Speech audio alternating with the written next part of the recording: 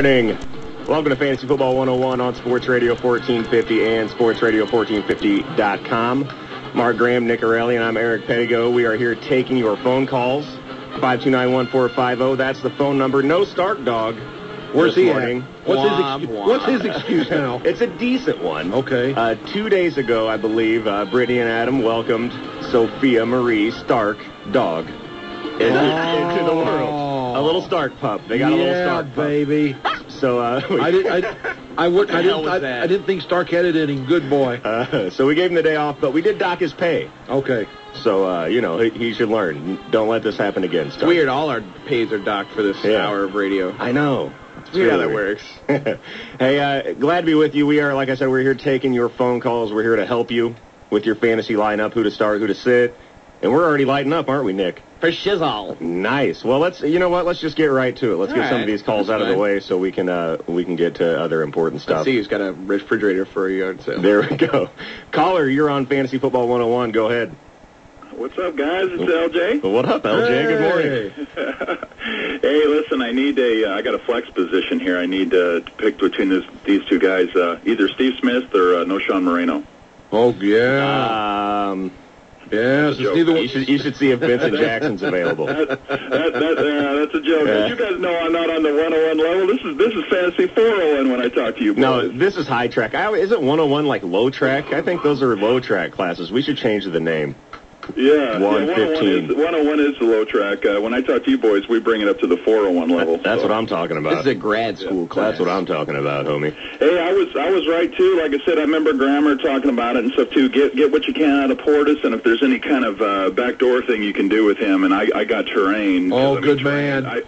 Oh, dude, I remember the way Terrain ran in Denver when he came off that injury. They had him on their roster, kind of kept him there till about week 6 against Cleveland, tore it up the first half, and then that was his first game back, and then that second half he got hurt on his knee, so he was basically a half of football and done. But I remember, like, Shanahan liking him so much there, and that was good. Shanahan loved him there, LJ, and that's why a couple weeks ago I kept saying to anyone who'd listen, if you got the chance to stash this guy, do it. Oh, yeah. Because Shanahan likes him, and the guy runs straight ahead, and that's the kind of guy that Shanahan wants.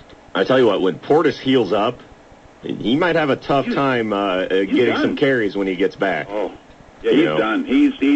I tell you what, seriously, there's even talks in there. If you look at, I go to Rotor World quite a bit. I think that's a pretty good site, and they're talking about, basically once he gets healed up and stuff like that, maybe a finish of the year. But he's basically, he might even play his last game for the Redskins. I mean, because his contract's so high, and Shanahan, is going to want to revamp that thing. Maybe go with a young crew all the way around. Well, LJ, Portis is probably the oldest 29 or 30-year-old you'll see. Because he's taken an absolute beating the last 6-7 years. So, the guys who have him think, well, he's only 29 or 30. Yeah, he's 29, 30 going on 45. I mean, he has really taken a pounding. So don't be surprised, like you guys have been talking about. If Portis sees very little action once he gets back, and like you said, because of the contract, this may be the last we've seen of Portis in Washington. Right. I got one other comment. I'm an Arian Foster owner, and I want to caution everybody. Exactly. Oh, I got him when we did our draft early. I got him in the 7th round as just a steal. I got him before he went off on that Cowboys preseason game. I got him before that. So, I mean, my roster is loaded, guys. I mean, seriously, and this is not legit. I mean, I'm not bragging here, and this is my actual roster. No brag. That's the beauty of fantasy football. Brag and gloat. Tell people how great you are. I was in the number 1 hole, and I think I told you guys before. I started off with CJ in the number 1 hole. Came back. It's a 12-team draft. It's a standard draft, not PPR. Came back with Brandon Marshall and Calvin Johnson. Then I came back with. Then I got like Gates. I mean, down the line, my roster basically. Here's my starting 9. Is I had Vic. I picked him up for waivers. My regular quarterback I got was Palmer. So I got Palmer, Vic. I got CJ. I got Foster. My backups are LT and Fred Taylor. My receivers are, like I said, the Brandon Marshall, the Calvin Johnson, Dwayne Bowe, and the 2 Mike Williams boys. So I'm going to tell you about that. I got the 2 Mike Williams boys from Tampa Bay and Seattle. Tight end Gates and all that stuff. But anyways, my thing that I want to caution all Arian Foster owners, and you better do this because I watch Shortcuts, which is on NFL Sunday Tickets on Mondays and Tuesdays. You can see every game like in a half an hour. It's a great way to kind of follow fantasy football players.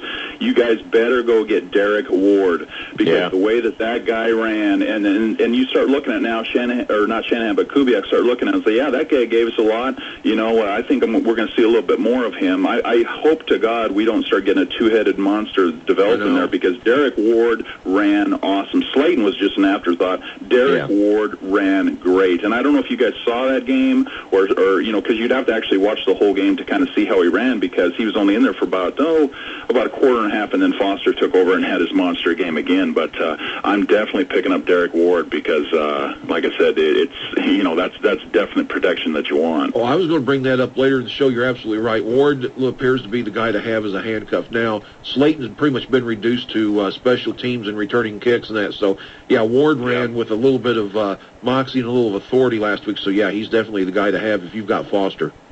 Yeah. Well, hey, guys, I'm going to let you go. The only thing I want to, like I said, because I really don't have a question, I can mostly figure out for myself, but I always encourage you guys to, the leagues that we play in, seriously, is we play a 12-team league, so, it's 6 games heads up, we got 6 games, and what we do is we give everybody, who gets the legitimate win, like in your head-to-head matchup, that's standard. But then we also award a win for the top scoring 6 teams in the league. So that way, if you run into like a 114 game versus 112, and you scored 112 points, but you still got the loss, at least you can get another win in there. Like I said, that kind of evens out the league. So we play 26 games throughout the whole year, where a lot of people just play the 13, and it really avoids that luck box team that wins 58 to say 45. You get 2 crap teams going against each other, or maybe even teams on a bad week. It eliminates that, and it you really see the, I don't know how do you guys feel about that? I remember you telling us about that last year, and I kind of liked the idea, but then I forgot to bring it up to my league in the off season. So I like the idea, and I'm glad you reminded me, because I had forgotten all about it. But hey, we got to take more calls, LJ. Thanks for calling in, bud. Always good, always interesting, LJ. Thanks, buddy. We still got him there, Nick? Oops. LJ chased him off, huh? Yeah. Okay. No, wait, no. No, I thought you were talking about LJ. I was like, I hit the button too quick. No, we're here. All right, caller, you are on Fantasy Football 101. How can we help you? All right, I've got a flex position, and I've got 3 people to choose from. All right. I've got Mike Tolbert, Michael Bush, and Roscoe Parrish. I would go... I definitely have Michael Bush in there with Darren McFadden out. Right. Ryan Matthews is probable for San Diego. And who do they have? Right. Oakland? They're going to run all over Oakland, I think. So Tolbert appears to be good for a touchdown a week, but I don't know yardage-wise or reception-wise, where Bush is going to be the man now with McFadden out. So I agree with Eric. I think Bush is your answer there. But he needs 2, so then is it Tolbert? Oh, no, I just need the one. Oh, easy. Yeah. All right, Yeah, Bush is your answer there. All right, thanks a lot. Good luck. No problem. Yeah, that's with Darren McFadden out, Michael Bush has always looked good when he's been in the game. Oh, yeah. And been healthy. So I expect a big week for Michael Bush this week. What's that with San Diego playing Tolbert over Darren Sproles last week? Darren Sproles isn't a real running back. I was just like, I'm watching Tolbert just run over dudes. I was like, what is going on right now? Guys like Sproles and Leon Washington are too small to be in there every single down, but they're good situational runners and put in there at third down because they're so explosive. Hey, let's get back to the phone lines, boys. Caller, you're on Fantasy Football 101. Go ahead. You are right now. You are. Caller. All right, we'll try again. How about this one? Hey, you're on Fantasy Football 101. What can we do? All right. Good morning, guys. Good morning. I got a couple quick things here. I'm the only winless team in my league, so that hurt. Let's see if we can change that. Yes, sir. Okay, so I got to keep Ray Rice in, right? Yes. Yep. Okay, because right now he's definitely the worst guy on my team. Yeah, me too. I have him on my team just stinking up, a roster spot, too, but you can't afford to take him out. So what else do you have? Right, so I got Matt Ryan, Ray Rice. We eliminated them. We got those guys in. So my next spots here, I can start up to 4 wide receivers. There's a wide receiver, tight end flex, and a running back wide receiver flex. Okay. Right now I got Hakeem Nicks, Malcolm Floyd, Greg Jennings, and Calvin Johnson in those 4 spots. Okay. I like that so far. Yep. Okay, well, on my bench, I got my